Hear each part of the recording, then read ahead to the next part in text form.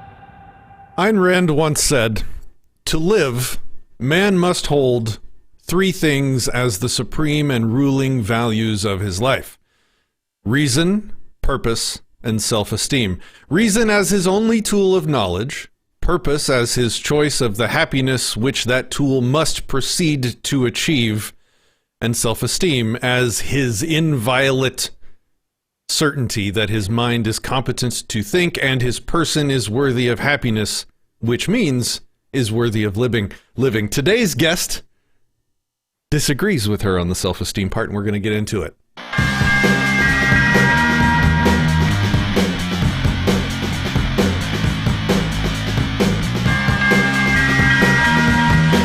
From Dallas, Texas, this is Anarchast. Greetings, anarchists. Welcome back to Anarchast, your home for anarchy on the internet. I will be Patrick Smith today. And before I introduce our guest, I just want to give a quick shout out to the sponsor, which is basically me of this episode. We have a new product line based on this excellent meme. Printing will continue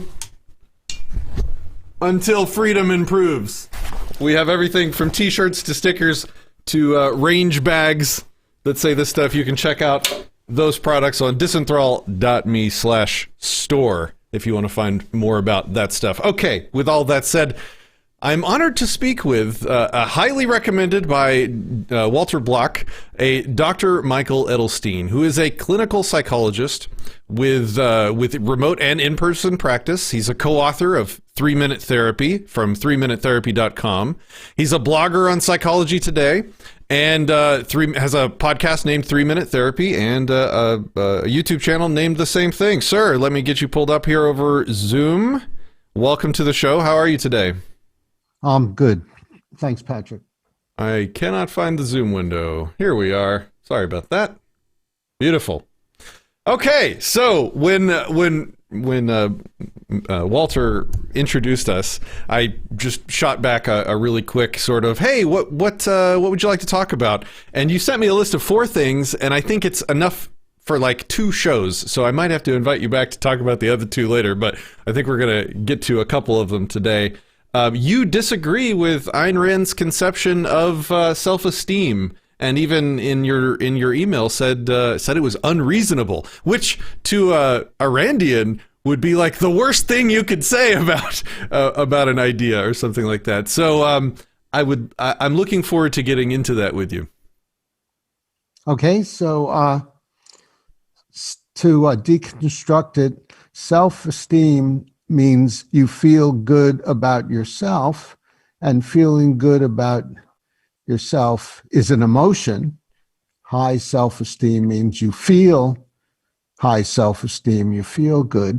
So the first question is, where do emotions come from? And most people would say our emotions come from situations. For example, if I win the lottery and I'm happy, it seems intuitive that I'm happy because I won the lottery. But that's not how emotions work. Emotions don't come directly from situations, but rather they come from our thinking, views, attitudes, beliefs, ideas about the situation, not the situation themselves. So, for example, if I win the lottery, I'm thinking, isn't it wonderful I won the lottery? I'll be able to buy a house. That's great. I'll be able to travel. That'll be very enjoyable. What a good life I'll have. So that's why I feel good if I win the lottery, not because of the situation itself. Does that make sense? Yes. Could we begin with definitions? Do you agree with Rand's definition of self-esteem as the inviolate certainty that his mind is competent to think and his person is worthy of happiness? Is that a good place to begin? Based on the definition I gave, it's nothing, no ability of your mind that makes you feel high self-esteem, but it's what you're telling yourself about it.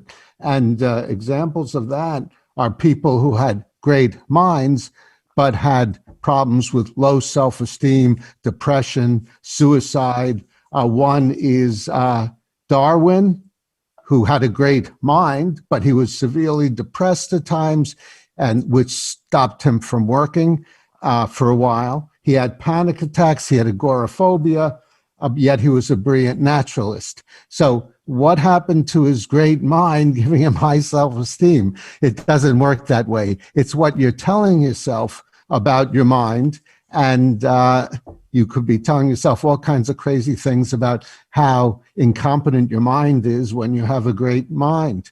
Or Ayn Rand herself, who I'm sure she would say she had a great mind and had high self-esteem, yet she had lots of problems in her life. She was addicted to nicotine. She was addicted to dexedrine and caffeine. She was offensive to many people. One of the most notable ones was Frank Lloyd Wright, the brilliant architect. She wanted to be friends with him, and he found her rather acerbic and obnoxious. In 1974... Can't imagine where you got that impression. Yeah, right, yeah. Getting to know her, I guess. Yeah, I'm sorry, go on. I just wanted to establish my position on Rand and her work and objectivism as a philosophy. I put objectivism, I rank it up there with Stoicism in terms of philosophies that might not have perfect from first principles foundations, but that are a long list of very useful tools that you can use to sort of navigate life better. And I was so inspired by Atlas Shrugged, for example. It so changed my life that my 2 youngest children are named Atlas and Dagny. So that's not to say I'm some sort of non-thinking automaton of or acolyte of Rand. In fact, I disagree with, like I said, I think objectivism leads to anarcho-capitalistic or voluntarist conclusions, though she would have, expelled me from her home had I probably said those things back in the day. But yeah, so I have a healthy respect for the tools that she created, but, I wouldn't call myself a Randroid, as some people say. She said, but I think she, at least my understanding of her conception of self-esteem, did not disagree with what you said. So I must have missed something. I think she said, you did, because let me finish what self-esteem consists of. I'm sure just started with it's an emotion, and it comes from our thinking, and the thinking we have that leads to low self-esteem is, I am a good person because I've done these wonderful things, and my mind is competent, and those kinds of things. I have integrity. I act responsibly. Some of the things that Nathaniel Branden highlighted as factors in self-esteem. But self-esteem comes from our thinking and our analysis about that. So as I was saying about Darwin, he had a lot of competence as a brilliant naturalist, but he had low self-esteem, evidenced by his severe depression at time, panic attacks. Beethoven, brilliant composer, had suicidal ideation and practically committed suicide when he found out he was going deaf. And Leonardo da Vinci frequently depressed himself, made himself angry, even though his works were at the genius level. So it's not what's the competence of your mind that leads to high self-esteem. It's how you rate your total self based on what you see as various positive and negative behaviors. And my position is give up self-esteem because it comes from rating your total self, and it makes sense to just rate your behaviors. I do well as a therapist, but I don't do so well in the financial field. So all that proves about me is not that I'm a good person because I do well at some things, or a bad person because I do poorly at other things, but all it proves is I'm an imperfect human who acts imperfectly. Whether I do well or poorly, or people like me or dislike me, I'm still the same imperfect human, not a good person or a bad person. And I call that unconditional self-acceptance. So what I teach my clients is giving up your low self-esteem, and don't remedy it with high self-esteem, because it's the same self-rating based on the rating of your behaviors, but adopt unconditional self-acceptance. I'm always the same imperfect human. So I think you agree with her on the second part. Correct me if I'm wrong, please. That part of self-esteem is believing that you are worthy of happiness. Do I have it right so far? Would you agree with that? Yeah, not worthy of happiness, capable of happiness. She brings in the worth thing again, which gets us back to self-esteem. I'm worthy as a person. You are capable of happiness, but if you do, whether or not you're worthy of happiness is a different issue. So you can be means capable of happiness. I If see. It means that, I'm fine. So you would be. You think it's possible to believe yourself to be unworthy of happiness and still be capable of being happy? I don't know. I've been doing therapy for 40 years, and I never came across anyone who said I'm worthy of happiness or I'm not worthy of happiness. I've come across people who said I'll never be happy or I won't be happy, but I think someone could believe I won't be happy. And then when I teach them how to get over their emotional problems, then they get happy. So whether you think you're worthy or unworthy really doesn't block you from becoming happy if you learn other ways to evaluate your behavior, others' behaviors, and life, and that could dramatically help you have a happier life. The behavioral methodology that you specialize in is called Rational Emotive Behavior Therapy, as devised by Albert Ellis. Is that correct? That's correct. can you give us the 10,000-foot flyover of kind of what that looks like and how it helps? Yes. What it looks like is that our emotions come from our thinking. And if you have disturbed emotions, if you're anxious, depressed, angry, guilty, that means it comes from your thinking. And that's a powerful idea because you can change your thinking and learn how not to depress yourself, not make yourself anxious or angry, and be much more effective in your life and enjoy your life much more. I mean, that rings absolutely true as far as I'm concerned. What else besides our thinking could emotions come from? It must be. I'm trying to think of null hypotheses to that. Do you consider there to be free will, like the typical libertarian free will, or do you think it's more deterministic? This isn't related to my therapy or libertarianism, but I'm a determinist.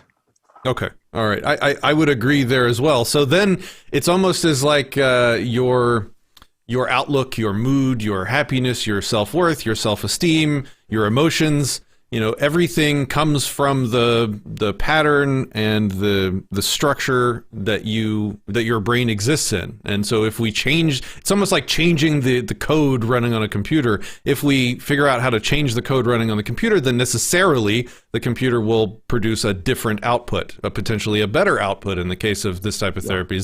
Am I on the track there with that? Yes.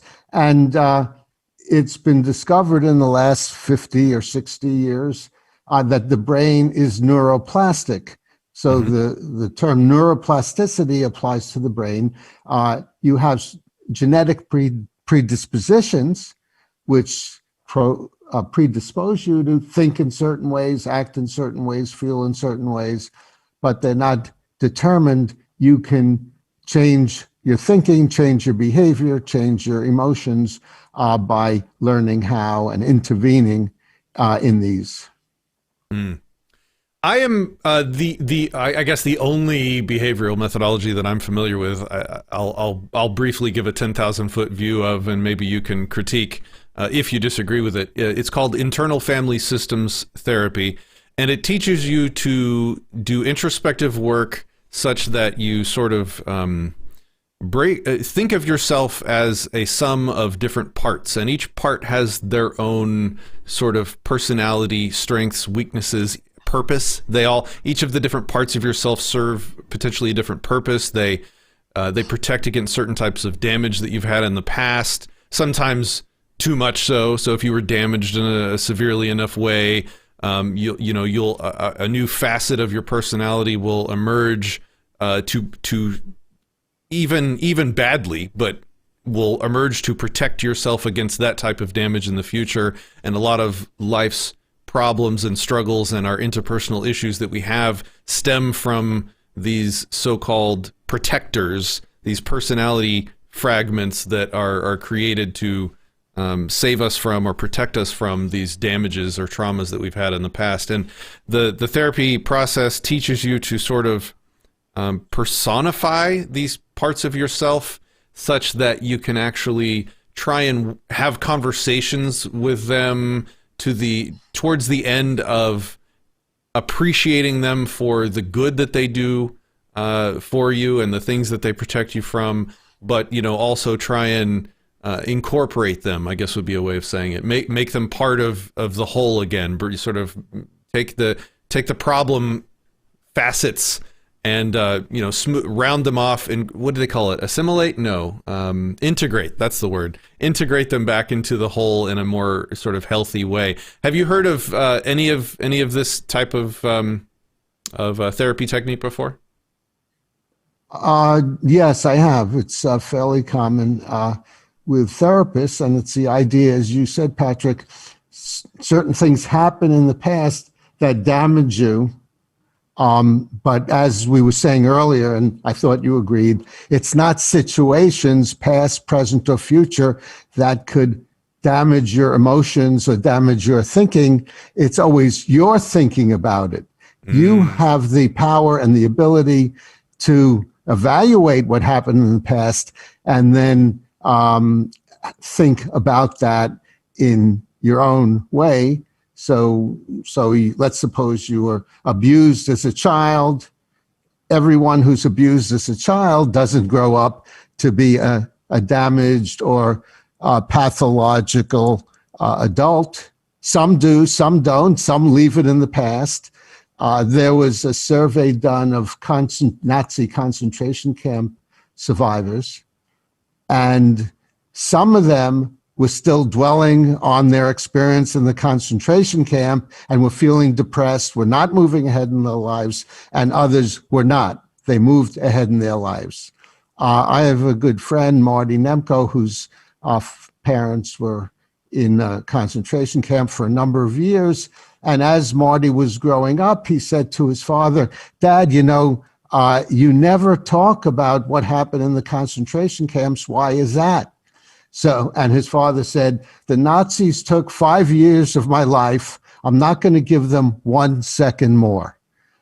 So again, it's up to you how you interpret situations, no matter how poorly you're treated as a child, or no matter what happens to you in your life.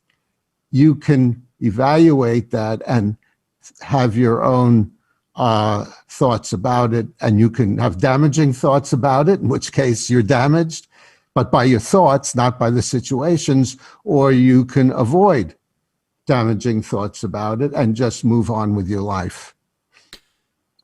Would you have you read there's a work called The Body Keeps the Score? Have you read that book? No, I'm not familiar with it. It talks about how there can be actual physiological brain changes that are measurable with scans from trauma. Would you say that, so in the moment, during the trauma, or immediately following the trauma, your thought process being unhealthy can, like we said, with the brain plasticity, that can be where that actual physiological change comes from, is not handling the trauma in the moment, and so you're left with sort of a physiological mental scar that you then have to try and spend probably a lot more time healing later. Does that make sense? Well, I can't really say about the brain. I'm not a neurologist or a neuroscientist, so I don't really know about the brain. Fair. So I could just tell you what I've discovered with clients and what research has shown, not brain research, but research has shown in terms of people changing their behavior no matter what their childhoods. You would think if you were in a Nazi concentration camp, that would, if there were brain changes that determined your thinking and emotions for the rest of your life, you'd think no one would be able to get out of that mindset and have a good life. But I gave an example of one person who did, and studies show that many people have. Interesting.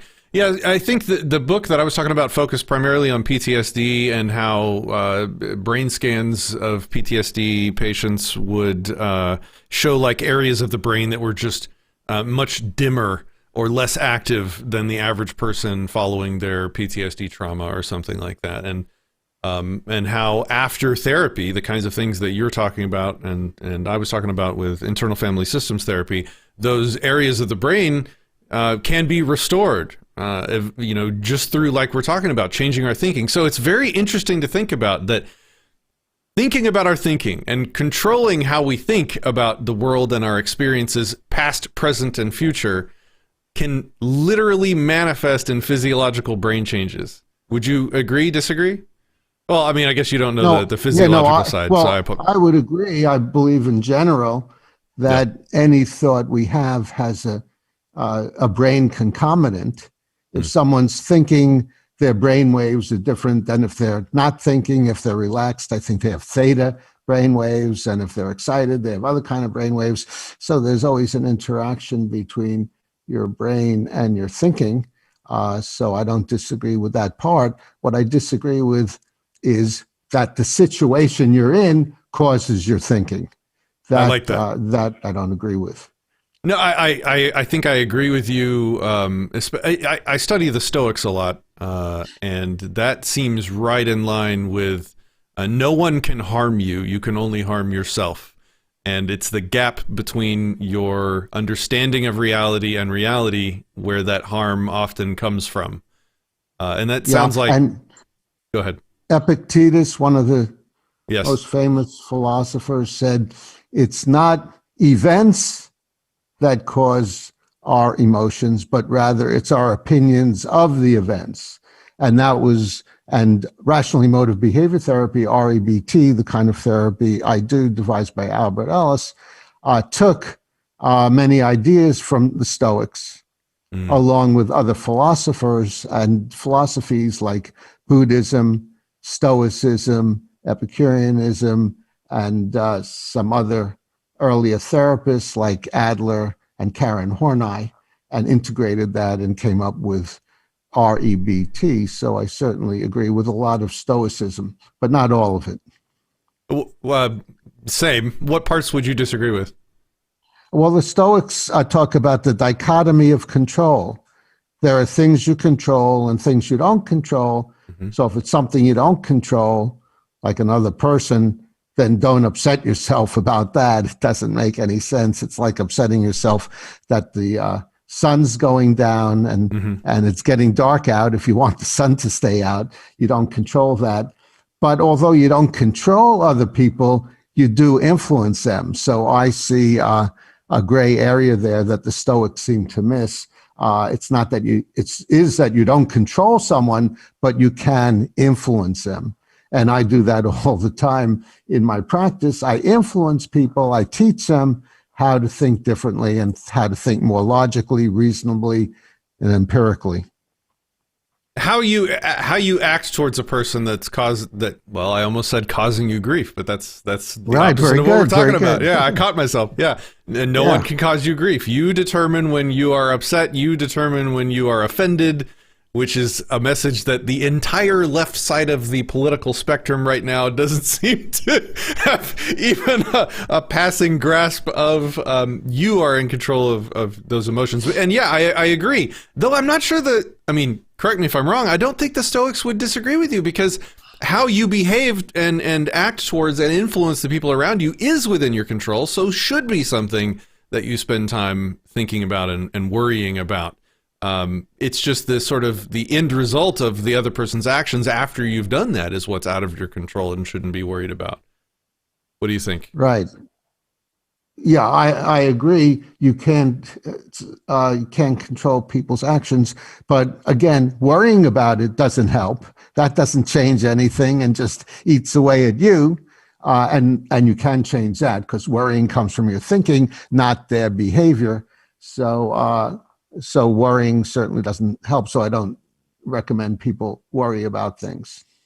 We had a question from a viewer named Expat USSA over on Odysee. He asks, what is the difference between unconditional self-acceptance and self-love?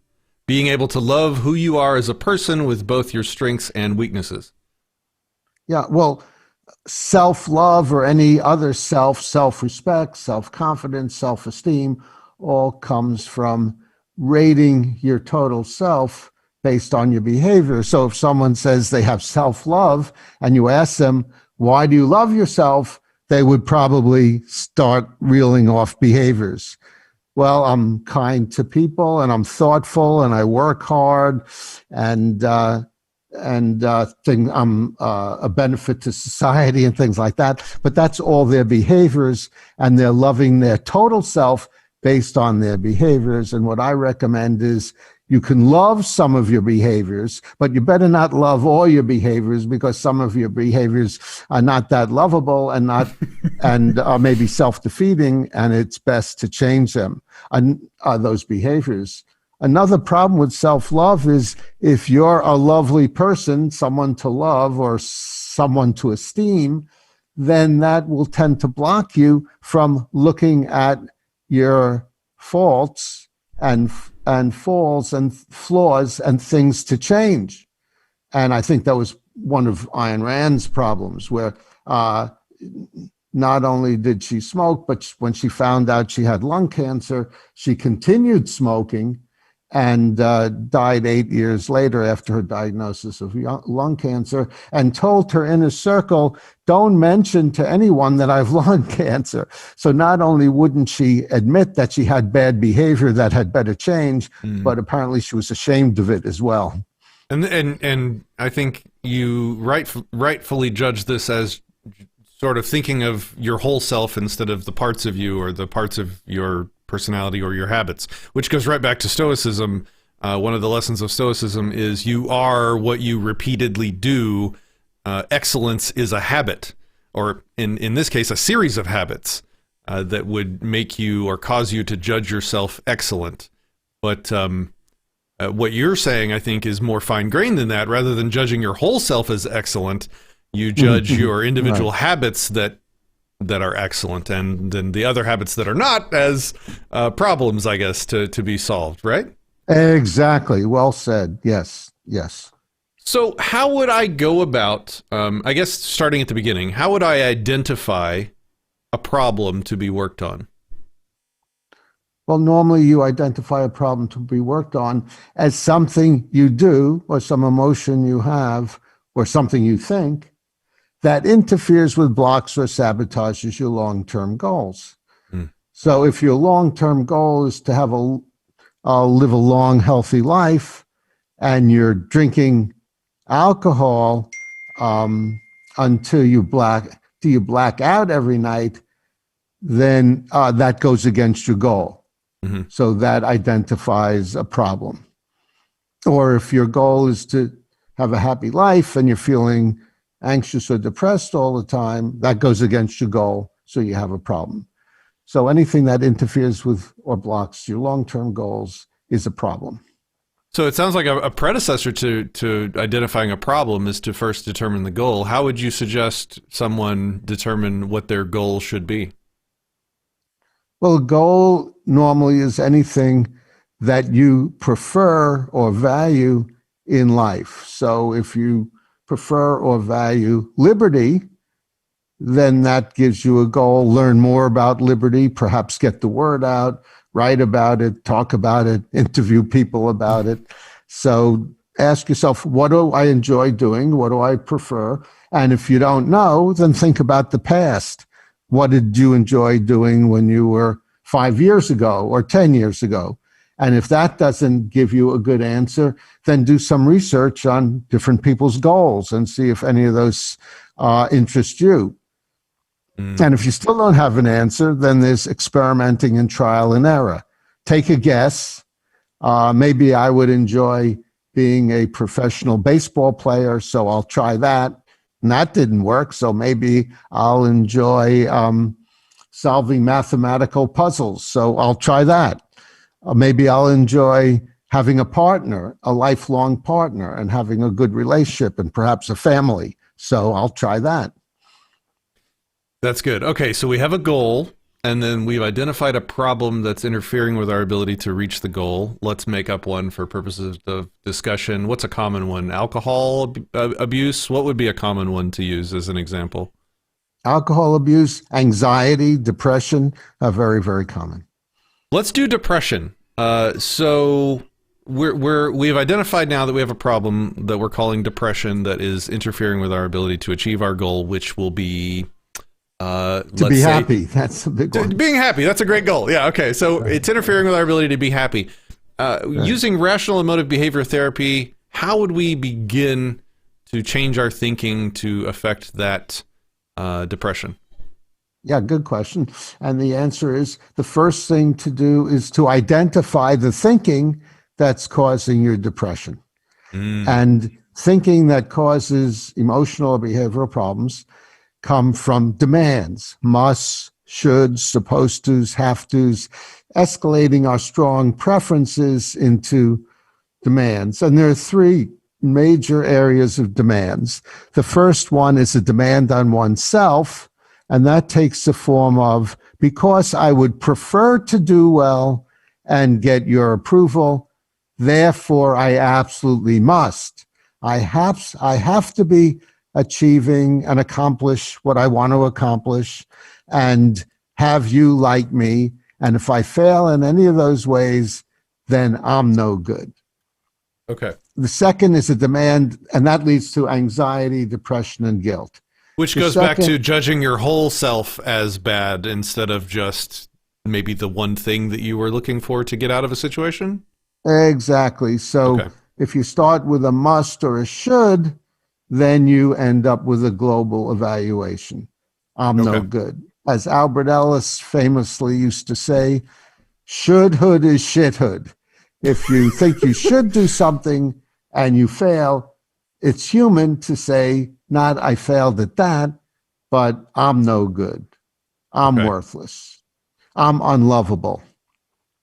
And that leads to anxiety, depression, and guilt. The second demand is not a demand on oneself, but a demand on others.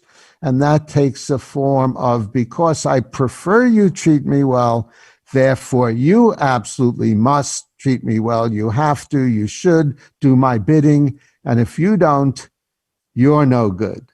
So again, you start with the demand and end with a global evaluation.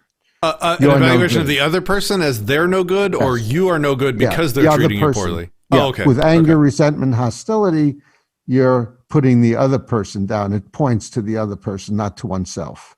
Okay. I must do well points to me, leads to anxiety. You must treat me well leads to you and leads to anger. Okay. And then the third area. And anger leads What's to that? depression then. No, anger is that doesn't the lead connection? to depression. Okay. No. So- Demands on other people leads to anger. Okay. Okay. Got it. Yeah. What's the third By one? the way, there is a theory, it might be part of the systems theory you mentioned, that depression is anger turned inwards. You get angry, and then as a defense against that, you make yourself depressed instead. But it doesn't work that way, because it's always your thinking that causes your emotions, not turning one emotion inward or anything like that. The path that I was going down with anger to depression would have been, I've met people that I see, I think, when other people treat them poorly, they internalize that as they deserve that mistreatment. And so it's like they start out angry, but then they internalize it, and the anger turns quickly into self-destructive depression because they think they deserve the It's not mistreatment. the anger that turns into it. It's what they're telling themselves. I'm treated badly and I must not be, and this proves I'm no good. So that's where the depression comes from. So someone could have both depression and anger. You should treat me better. You're a rotten person because you're not. And you're not treating me better proves about me that I'm no good and should be perfect or outstanding or competent in some ways. Okay, good. All right. What was the third one? Again, if our emotions come from our thinking, one emotion can't segue into another emotion. It's always your thinking that leads to that change. It's a change in thinking that leads to a change in emotions. Well, and it's probably complicated by our capacity to be thinking multiple things at the same time that might lead to competing or even opposite emotions, right? Like you could be thinking, you just said, you could be thinking that you deserve the abuse, which leads to depression, but you can also be thinking this guy's an asshole for abusing me, which leads to anger. So you could feel anger and depression for multiple thought processes that you would have. Exactly. Okay. Yes. Yeah. And speaking of multiple thought processes, the third of the multiple thought processes is an impersonal demand, not a demand on yourself or others, but a demand on the conditions of one's life. And again, it starts with a preference. I strongly prefer my life go well, and therefore it absolutely must. My life must be fair, easy, and hassle-free. And if it's not, my life's no good. So I'll escape all that in addictions or procrastination, or just might as well kill myself. So that's the third must. So if you have a problem, you asked earlier, Patrick, about the first step. The first step is identify your thinking, and then you know what thinking to change. And if it's a type of anxiety, a demand on oneself, I must do well. If it's anger, resentment, it's a demand on others. You must treat me well. And if it's procrastination or addictions, life must go well. It seems So all that's the three of first- these are differences between your thinking and reality. So saying you must do well, no one's perfect, so you're not always going to do well. And so there's a gap between how you're thinking about it and reality. Other people don't have to treat you well. In fact, they oftentimes won't. Gap between what you think they should do and what reality is. And again, a gap between your expectation on reality and the life and existence itself and what it actually is another gap. So once we've identified the problems, once we've identified these gaps, what do we do then to change our thinking to close those gaps? Well, do exactly what you just did, Patrick. Ask yourself, what's the reality? Is there any reality to the idea that I, an imperfect human who makes mistakes all the time, must do well? Or is there any reality to the fact that you, an imperfect human, because I want you to, must treat me well? Or is there reality that because I would like life to go well, be easy, hassle-free, etc., therefore it must be, and if you look at life, you see, no, there's no reality. Life consists of one hassle after another. It always has and it always will. It might be very boring if it didn't, and there's no reason it should be otherwise. So ask yourself, what's the evidence for my musts and shoulds? Where's the logic in that? And also, how does it help me to have these demands on myself, others, and reality? And the answer is it doesn't help me at all. It just makes my life worse and leads to less ability to achieve what I'd like in my life. So how do we, if we had a thought, if we had a demand on ourselves, like I demand that Patrick Smith be excellent in his habits and in his life, and then I repeatedly fail to be excellent or to exhibit that quality, how could I change that sentence to close the gap to reality? By questioning, challenging, and then ultimately contradicting it. I don't have to be excellent in my life. I don't have any evidence that I have to be, as you nicely outlined. There's that gap between your demand and reality. And you show yourself again and again and again, you don't have to be excellent. You're an imperfect human. You'll survive very well. You survive all these years so far. You'll survive a few more years acting imperfectly or incompetently, and you can still enjoy life to some extent and accomplish things in your life, even though you're imperfect. So you show yourself that again and again and again in reality and in practice in your head. And I have an writing exercise that people can do. I call a 3-minute exercise, named after the title of my book, 3-Minute Therapy, that they can sort of a flow chart where they write down the situation that happened. Patrick criticized me, my belief, I need his approval, my emotion, I feel depressed. Then, and that's A, B, and C. A is the activating event. B is the belief, I need Patrick's approval. C is my undesirable emotional consequence. And then to do something about it, you go on to D, E, and F. D is disputing or questioning the irrational belief. What's the evidence? What's the reality? What's the logic that proves I need Patrick's approval? And then you go on to E, effective new thinking, or the answer to the question. And the answer is clearly Patrick's approval is not a dire necessity. Although it'd be wonderful, I'd love to have Patrick's approval, but I don't have to have it. I would just like it, and I would like it, or my preference doesn't magically equal a must, or I have to have it. And then you remind yourself of that again and again and again. I don't need Patrick's approval, or I don't have to do a perfect interview, or there's no reason life must go my way all the time. And if it doesn't, it doesn't. Too bad. I can stand it. It's not the end of the world. And I just better stop belly aching and move on with my life. I gave up on doing perfect interviews a long time ago. I just do the best I can now. Very good. Very good. Man, there's so much to talk about. The feeling that I get hearing you describe the solution, the reality of the fact is I have no evidence that I'm required to be excellent. Makes me fearful that without that rule for myself, that without me demanding that I am excellent, I might slip into a dumpster fire of a human. Like without that requirement is what helps keep me as good as I am, even though I'm horribly flawed, right? So if I lose that, then I'm scared about what I would become, right? Right. Good question.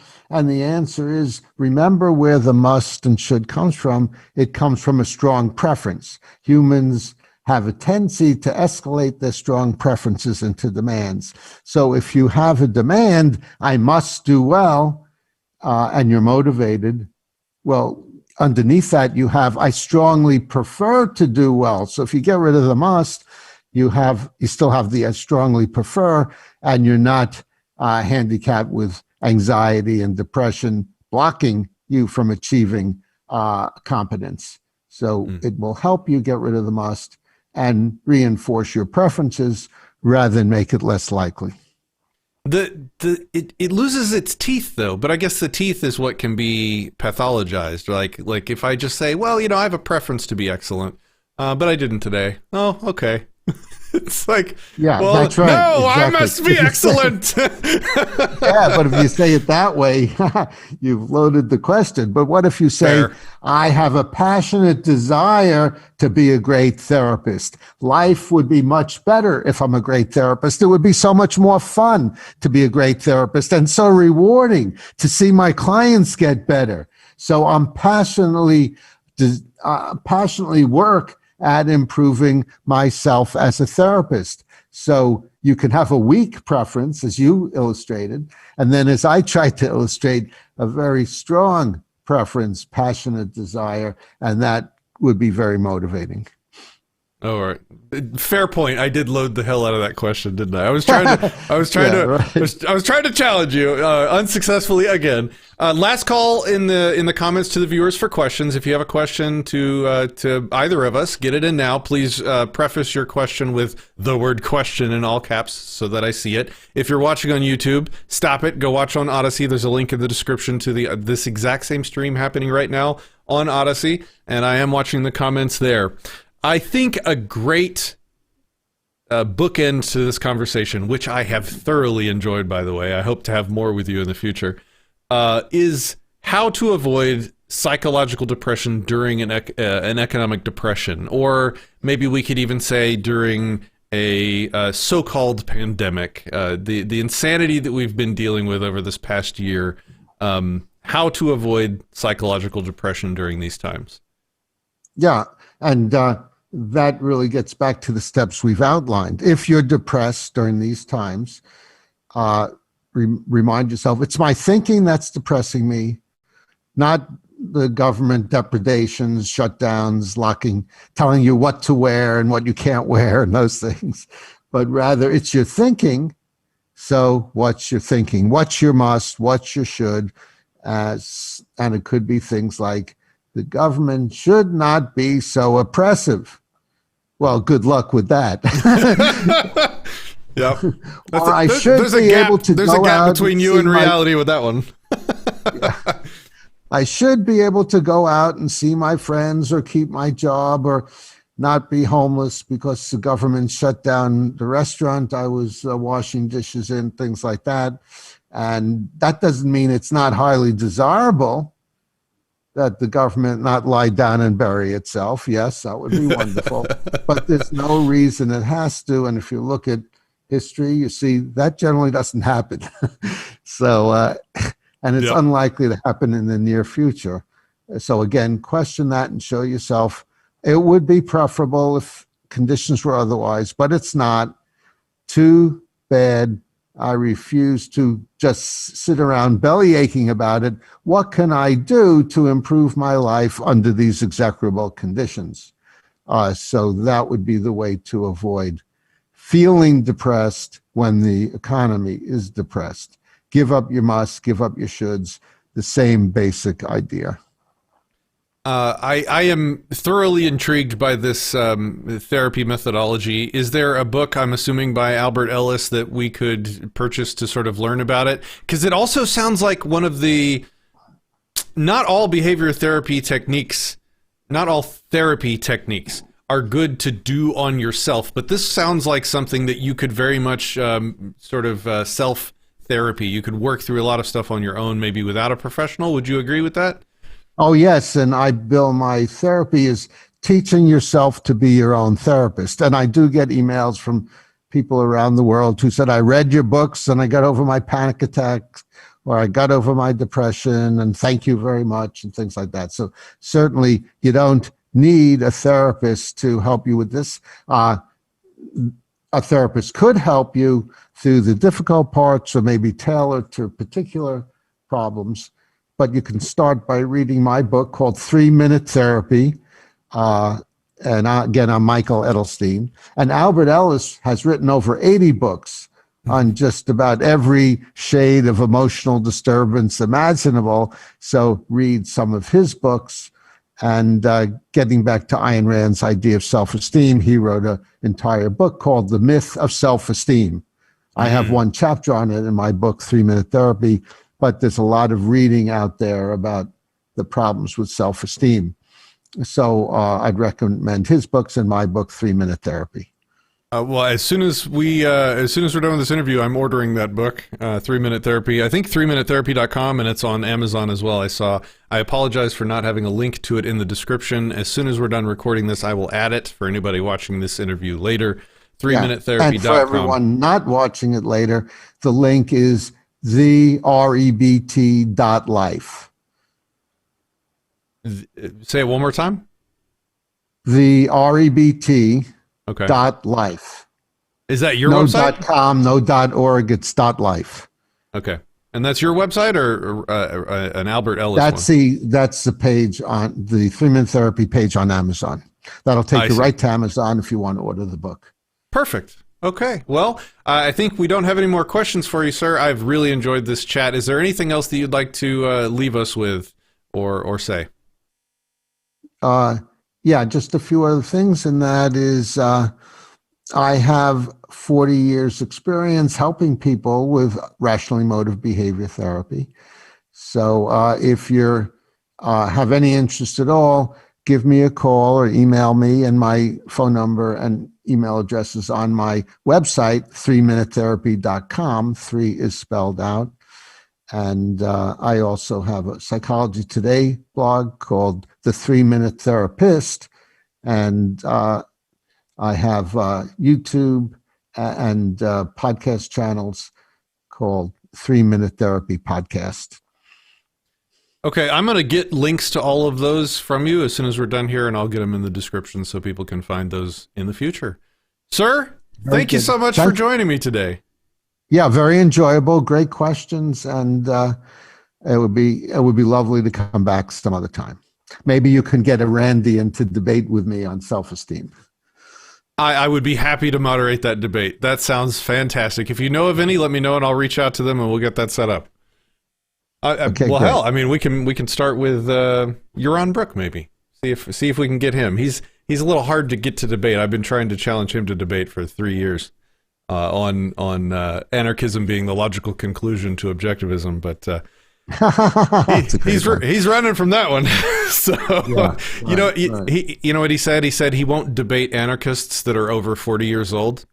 And when I told him I was 29 and not yet 40 years old at the time, he still didn't debate me. So yeah, he's a toughie. But anyway, thank you so much for coming on the show, sir. And I do look forward to talking to you again in the future. Have a great day, everybody. Thank Peace. you. Thanks so much for inviting me, Patrick. Awesome. Peace, love,